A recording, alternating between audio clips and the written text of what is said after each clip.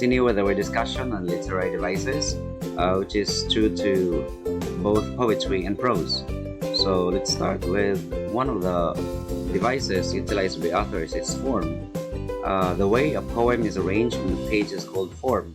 Poetry is written in lines, which may or may not be sentences. Sometimes the lines are divided into groups called stanzas. And next literary device is sound. One of these is rhyme. Words that end with the same sounds are said to rhyme. Example from the passage, The Charge of the Light Brigade. And it goes like this. There's not to reason why. There's not to do and die. As well, you have noticed, you can see that these two lines are rhymed to each other. Next, rhythm. A poem's rhythm is sometimes called its beat. The rhythm is the pattern of stress, as what you can see in this particular symbol, stressed, and unstressed syllables. So what you can see, this particular symbol is a symbol of unstressed syllable. Next, repetition. A poet can choose to repeat sounds, words, phrases, or whole lines in a poem. So repetition helps the poet emphasize an idea or create a particular theme. So these three, rhyme, rhythm, and repetition, create special sound effects to a poem or a particular literary piece. Next, another literary device utilized by the authors or writers is imagery. Imagery involves words and phrases that appeal to the five senses. A poet may use imagery to create a picture in the reader's mind or to remind readers of familiar sensations. So imagery is basically what is created in the minds of the readers along the way while he or she is reading a particular literary piece. So there's an image in that particular sense. Another is figurative language.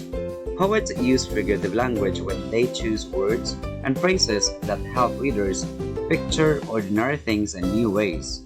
Such words are called figures of speech.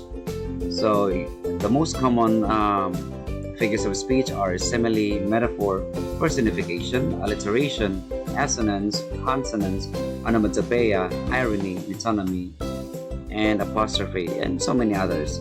And let's discuss about simile. A simile is a comparison in which the word like or as is used. Example, this simile from hockey compares hockey players' stick to wolf's teeth. Example in these particular verses, they play as fast, fierce, tensed, stick click and snap like teeth of wolves on the scent of a prey. As what you have noticed, there is as in the first verse, and there is like in the second line. So that is, or those are manifestations that a particular line is simile. Next, metaphor. A metaphor is a comparison that does not contain the word like or as. So this is an opposite of simile. So to what is road compared in the following line from The Highwayman? The road was a ribbon of moonlight over the purple moor. That's what you can see. There is no like or as. This one, no indication. But to identify a particular line, if it is a metaphor, there's what we call a verb. This one, was, or sometimes it is are, is used like comparing road and ribbon. There is a linking verb was, or there's a verb was. So that is an indication. Next, personification. So when a poet describes an animal or object as if it were human and had human qualities. So an animal or object is being given human qualities is called personification. It is personified. In these lines from formula, the poet gives the human characteristic of dreaming to the knight and the fish. And it goes like this. Perhaps the knight dreams that it is no longer night. The fish, they are boats. So you can see that the night dreams. Seems like the night is dreaming, but night cannot dream, of course. Basically, only humans, or yeah, humans, and the fish that they are boats. It seems like the fish is given human qualities, and that is personification. Next, alliteration. Alliteration is the repetition of initial consonant sounds. So example from Edgar Allan Poe's The Bells. What a world of merriment their melody foretells. So you can see that there is a repetition of initial consonant sounds. Initial consonant sounds like in what and world.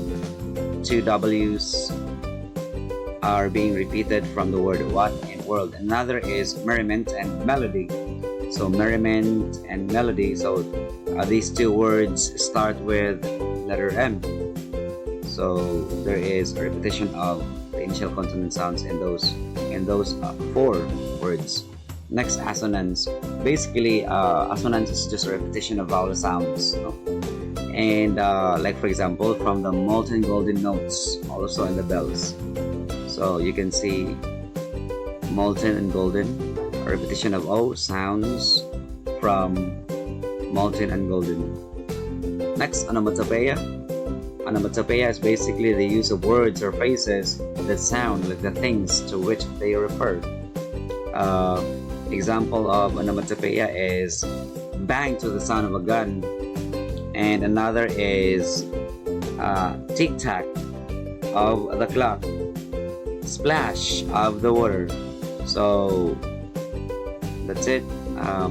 They are given onomatopoeic sounds to create special effect.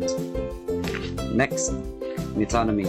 Metonymy is basically consisting of the substitution of the literal sounds, that is sounds, for another which it suggests because it is somehow associated with it. Example, lend me your ears. That means listen. So ears is basically associated to listen. And letter B, the pen is mightier than the sword. Pen is basically reading materials, or it can also mean armed forces. Letter C, I give you my heart. Heart means love in that particular statement. Next, irony. Irony is a statement of one idea, the opposite of which is meant. Example, for Brutus is an honorable man. I believe that Brutus is not an honorable man, but in that particular scenario, it is an irony. Next, you're so lovely today. You look like a Christmas tree. In that particular statement, it's okay that it's lovely. That particular person is lovely today. On the other hand, there's another statement that says you look like a Christmas tree. So that is that's very ironic, because in the first statement it's lovely, but in the second it's a Christmas tree. I think if you're going to see a Christmas tree, it has lots of decorations, everything that can be placed on the Christmas tree or in the Christmas tree. It looks nice, but if a person looks like that one, it is not nice, of course.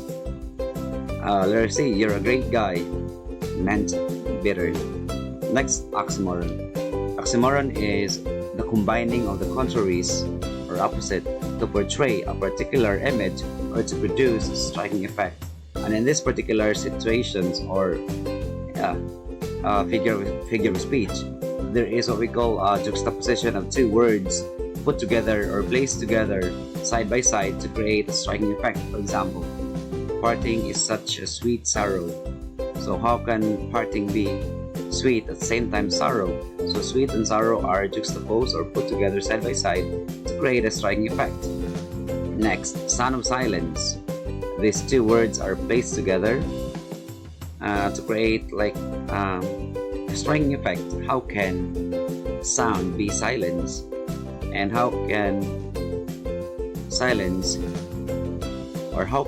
create sound? So there is what we call a question in that particular effect. Next, apostrophe. apostrophe is a direct address to an inanimate object, a dead person, as if that particular dead person is present, or an idea. Examples: "Oh death, where is thy sting?"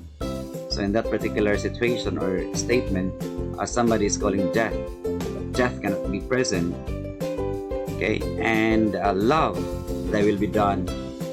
So in most cases, apostrophe has this particular symbol to identify that that particular statement is an apostrophe. It has this one, okay, an apostrophe symbol. Next, theme.